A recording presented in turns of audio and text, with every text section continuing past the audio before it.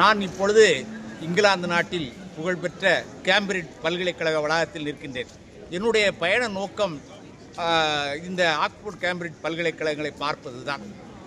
இங்கே இப்பொழுது நாம் நிற்கின்ற ஒரு இடம் மிகச்சிறப்பான இடம், எல்லோருக்கும் தெரிந்த இடம்.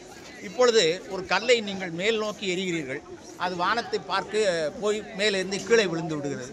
அதை பற்றி நாம் யோசிக்கவே இல்லை. ஆனால் நியூட்டன் 400 ஆண்டுகளுக்கு முன்பு இந்த மரத்து அடியில் உட்கார்ந்திருந்தார்.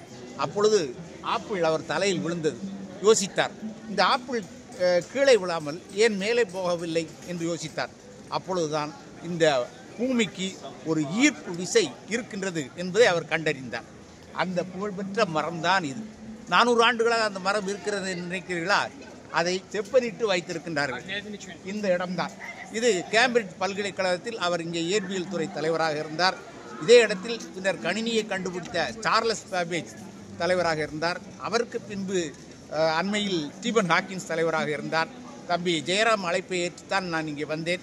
எனக்கு இன்னமும் ஆக்ஸ்போர்டில் ஒருவரும் கிடைக்கவில்லை. அதையும் பார்க்க 2 நாள் இருக்கின்றேன். பார்க்க முயற்சித்துக் கொண்டிருக்கிறேன். இந்த வளாகம் இது ஒரு ஏற்கனவே இந்த கேம்பிரிட்ஜ் யூனிவர்சிட்டி படி சொல்லியிருக்கு. அப்படி ஒரு சுற்றி காட்டுங்க.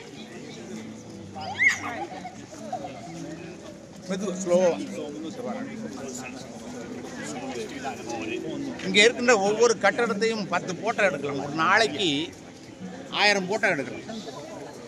அந்த ரூட்டை காட்டு. என்ன அழகான கட்டடங்கள் பாருங்கள், ஒவ்வொன்றும் பிரம்மாண்டம்.